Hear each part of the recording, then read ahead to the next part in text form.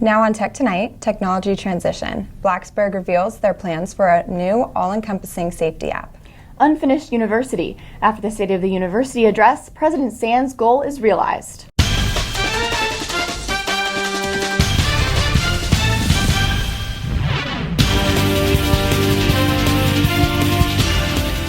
Blacksburg's alert system will be receiving some upgrades. Welcome to Tech Tonight. I'm Bailey Berticelli. And I'm Rebecca Choate. The town of Blacksburg will be transitioning to a new alert system by November 14th. According to the Roanoke Times, the new system will work through its shared communications platform called Citizens Alert. The rest of Montgomery switched to Citizens Alert earlier this year. Citizens Alert is the result of a new regional 911 center opening designed to assist countywide emergency dispatching. The platform makes it easier for residents across the county to be informed of an emergency quickly and efficiently. Citizens Alert will help transport important information like severe weather warnings, fires, floods, and even standard announcements like road or school closures that have been received by Blacksburg Alert in the past. The urgent messages will be sent to residents by a channel of their choice, whether it be a phone call, text message, email, or any combination that they please. Non-urgent messages will be sent via email. Blacksburg Alert users can use the system through the month of October, and then they will be redirected to set up their Citizens Alert account. For more information, you can visit their website at blacksburg.gov/citizensalert. Following President Sands' State of the University address, #VTUnfinished wants to start unfinished conversations about diversity on campus. On September 30th, Virginia Tech President Sands delivered his State of the University address. Sands launched many initiatives last month, among them being the campus's effort to become more inclusive and diverse. In accordance with the school's mission of Ut Prosim, Virginia Tech will hold a series of discussions about diversity. These discussions, however, will purposely be left unfinished. The first discussion was held Tuesday and is one of 5 conversations that will be held in the War Memorial Chapel. Inclusive VT, which is heading the campaign, will use the social media hashtag #VTUnfinished to encourage students to share their thoughts about identity and differences. These discussions will come to a head in November when renowned filmmaker Lee Mun-hwa will premiere his film If These Halls Could Talk in the Graduate Life Center. For more information about the workshops, visit the Inclusive VT website. We've seen clear skies and almost summer-like temperatures this week. Let's see what we can expect for next week. Meteorologist Caitlin Purcell has your forecast. Caitlin?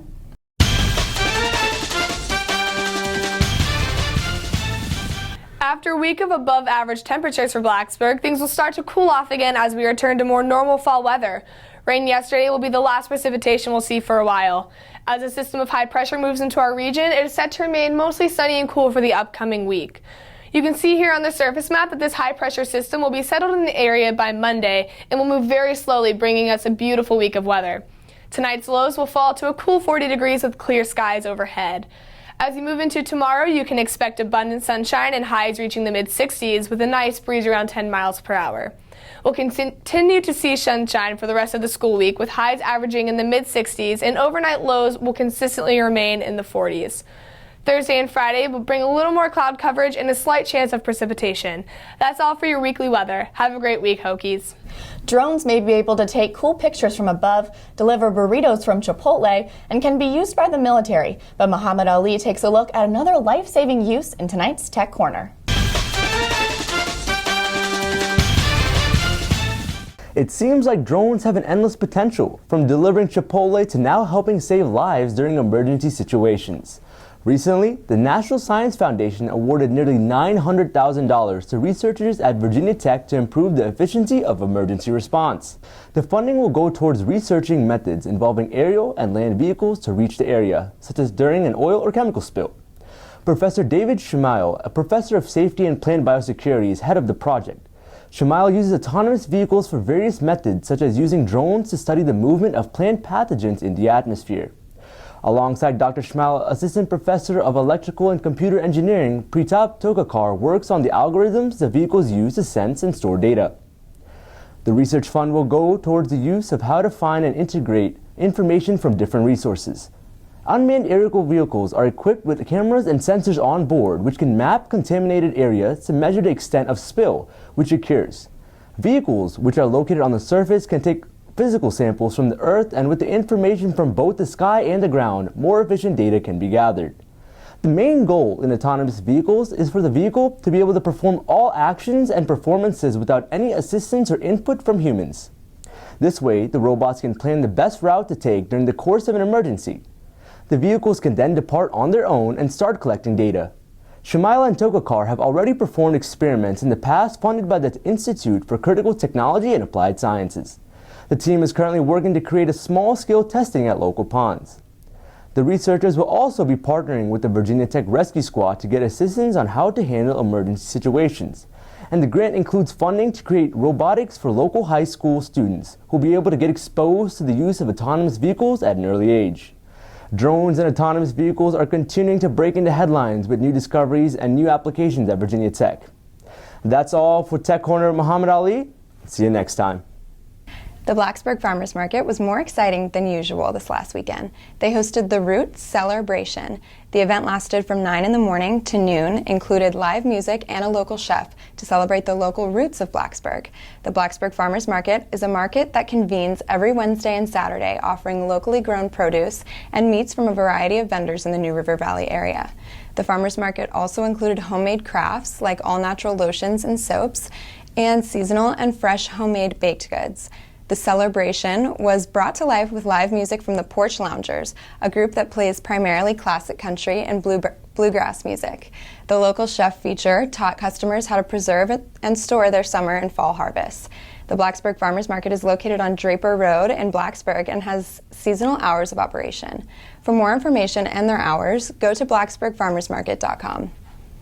TEDx is coming to Virginia Tech next month and will feature speakers from the student body, faculty, and the community. For the 5th year, Virginia Tech will be hosting TED Talks in the Moss Arts Center. Tickets are officially on sale for the event, which will take place on November 10th at 6 in the evening. This year's theme is Spark, as the event's goal is to inspire those in the audience to question a norm, research a certain topic, or start a journey. TED Talks are put on by TED, a nonprofit organization devoted to ideas worth spreading. The organization's aim is to generate conversations to change attitudes, lives, and the world. This year's speakers were chosen from more than 75 people who nominated themselves or were nominated by others. More than 800 people attended the 2015 Virginia Tech TED Talk. You can buy your tickets at the Moss Arts Center or simply live stream it online. Coming up in your entertainment news, Blacksburg turns pink.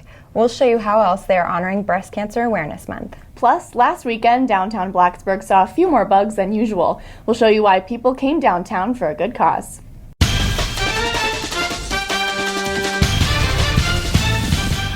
Puppies took over campus for a good cause. Welcome to your entertainment news. I'm Riley Wyatt. And I'm Lauren Pack.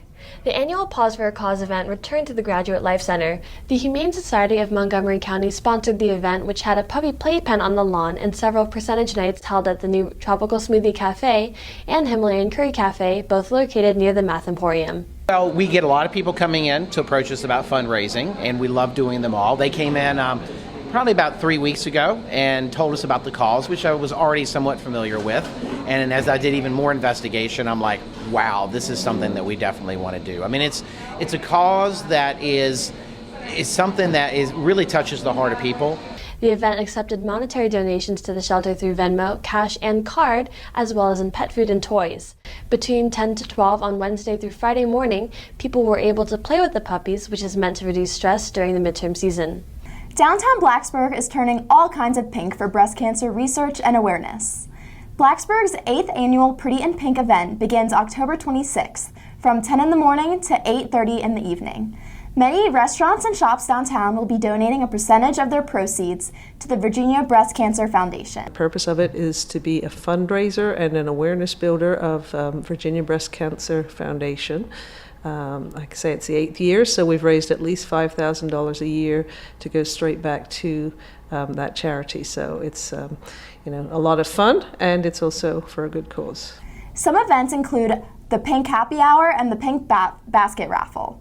The drawings for the raffle will be held at Cabo Fish Taco throughout their happy hour event. The event also coincides with this month's focus on breast cancer. To learn more, you can visit their website at downtownblacksburg.com. The 6th annual Hokie Bug Fest took place Saturday at the Inn at Virginia Tech and Skelton Conference Center. The event was free of admission and went from 10 in the morning until 5 in the evening. The Bugfest, as one may imagine from the name, is not for the faint of heart or stomach. Headliners from last year included famous chef David George Gordon, also known as the Bug Chef by Time Magazine, USA Today, and the Wall Street Journal. This year, one of the main attractions was Tony Guston, the bug whisperer known for his educational super show, and Brandon the Balloon Guy, who is loved for his insect balloon sculptures. There was also a flea circus, bee waggle dance contest, and bug zoo with more than 100 different types of live bugs, including tarantulas, cockroaches, centipedes, and more. The event was hosted in part by Virginia Tech's own entomology department, the Virginia Tech Center for Autism Research, which made up the event qualify as SAFE, short for supporting autism-friendly environments. SAFE features included safe exhibits and a quiet room for visitors. There were many activities throughout the day, including crafts, art classes, national exhibits, and tabling from several organizations, including Virginia Tech Police. Virginia Tech is always finding new and groovy ways to encourage the concept of oot prosum among its students. Virginia Tech will soon be hosting a dance marathon benefiting the Miracle Kids from the Carilion Children's Hospital in Roanoke. The event will be held on November 11th from 6 in the evening to midnight in the Squires Old Dominion Ballroom. Students from a variety of different organizations on campus come out each year to participate in this dance marathon, to raise money for the hospital and interact with the kids themselves. This year there will be everything from lip sync battles to Zumba, dance-offs to a cappella performances, and even the chance to bust a move with the Miracle Kids themselves. Last year, the event was a hit among students and raised over $10,000 for the Children's Hospital. To learn more or register, you can visit the event page through the Children's Miracle Network website. The payoff of Virginia Tech's hard work came into fruition on Tuesday. Crowds of students stormed the drill field to watch Diplo.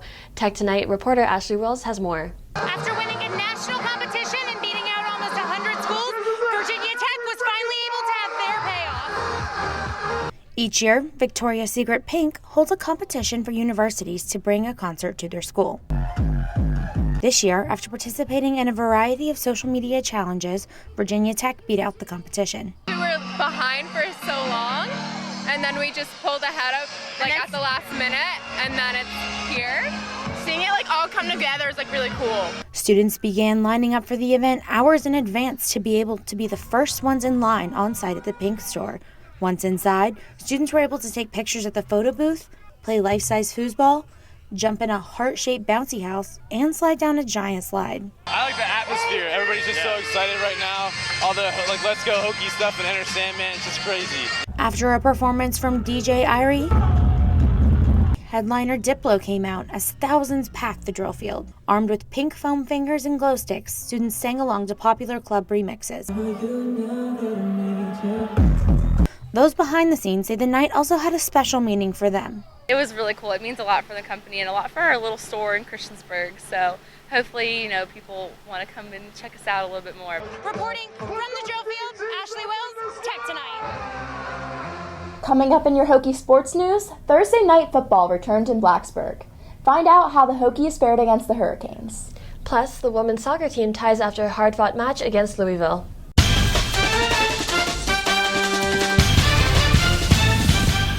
In their most pivotal game of the season, Virginia Tech faced off against the Miami Hurricanes.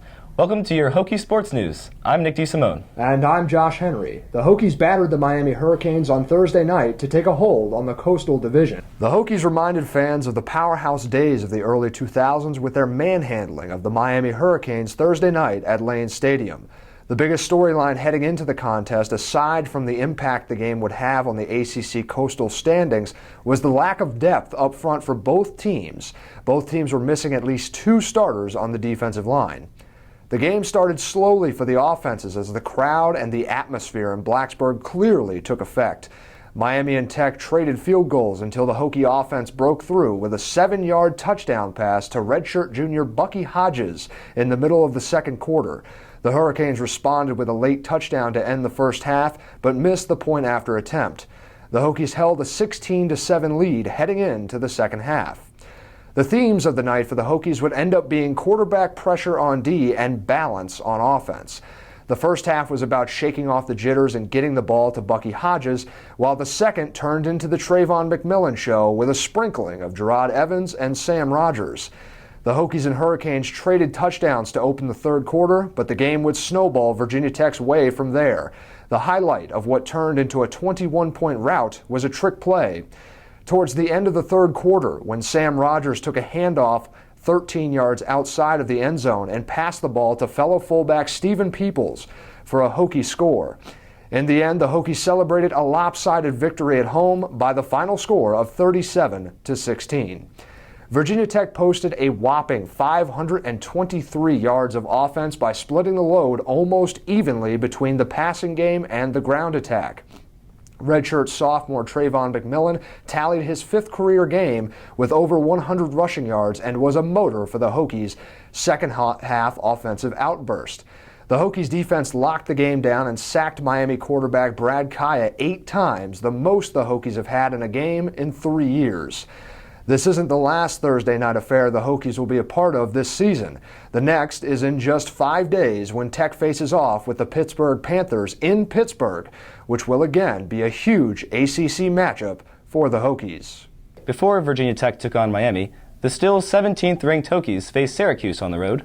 However, despite a career-best 307 passing yards, Gerard Evans and the Hokies just could not figure out Syracuse, as Virginia Tech fell 31-17 to the Orange.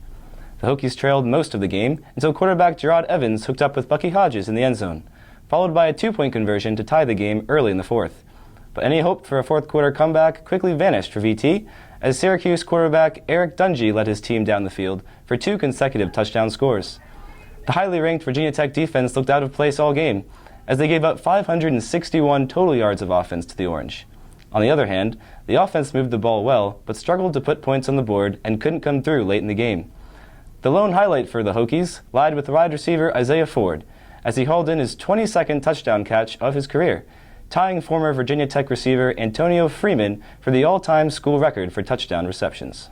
The men's and women's tennis teams wrapped up play at the ITA Atlantic Regional Tournament earlier this week. 8 players from the men's team and 6 from the women's team made it out of the qualifying round to participate in the main event. Freshman Natalie Novotná advanced the farthest for the women's team. Despite entering the regional unranked, the Czech Republic native won 3 singles matches to advance to the semifinal round. Novotná faced off against Marshall's Durya Turhan in the semifinal. The lone Hokie took an early advantage, winning the first set 7-6, but couldn't survive the onslaught by Turhan. In the end, Novotná would fall, losing the final 2 sets of the match. On the men's side, the doubles pairing of Jai Corbett and Alex Ribeiro advanced to the championship round of the ITA Atlantic Regional. The Hokies pair faced off against the Richmond duo of Jacob Dunbar and Alexander Felisa. Both sets were tight affairs. The 2 pairs traded blow after blow, leading to several tie breaks. The first set reached a 4-4 tie, but ended shortly after Dunbar and Felisa broke the Tech serve and won the set 6-4. The final set looked like a Hokie victory when Corbett and Ribeiro led 5-2, but then the Spiders duo pushed back, winning 3 straight points. Once again, the teams would trade back and forth until the Spiders finally won the final set 10-8. The women's team will return to the court on October 28th for the Hokie Fall Invitational in Blacksburg, and the men's team will be back on the court November 4th for the UNCW Invitational in Wilmington, North Carolina. The 10-4-2 women's soccer team took the field in their pink jerseys Sunday afternoon against ACC opponent Louisville. It was senior day for the 24th ranked Hokies, and it was full of dramatic moments. Senior forward Muriel Tiernan scored the tying goal in the 80th minute off a rebound from fellow teammate Christina Diana. It was Tiernan's team-leading 8th goal of the season and capped off the scoring from both teams as the game ended in a 1-1 draw. Goalie Blaine Fink had a huge game as she earned 5 saves on the day in her first career start. After both teams found the back of the net in regulation, neither squad's offense could score in the 2 overtime periods, and it marked the 3rd time the Hokies forced extra minutes this season. The Hokies' 7 seniors were honored before game time, including Muriel Tiernan, Blaine Fink, Marie Johnston, Jordan Brock, Candace Seifers, Sydney Curtis, and Bria Dixon, all of whom have contributed greatly to a solid start to the season. Coming up, we'll have a final look at the forecast. Stay tuned. It's been a significantly cooler day here in the Blacksburg area. Partly cloudy skies will give way to clear skies overnight, setting the tone for the rest of the week. Expect sunny skies and mostly sunny skies and highs in the mid-60s as we head into the upcoming school week. This is a lot different than last week, considering we had a few days reaching about 80 degrees, so make sure to dress accordingly as you head to class and enjoy your upcoming week, Hokies.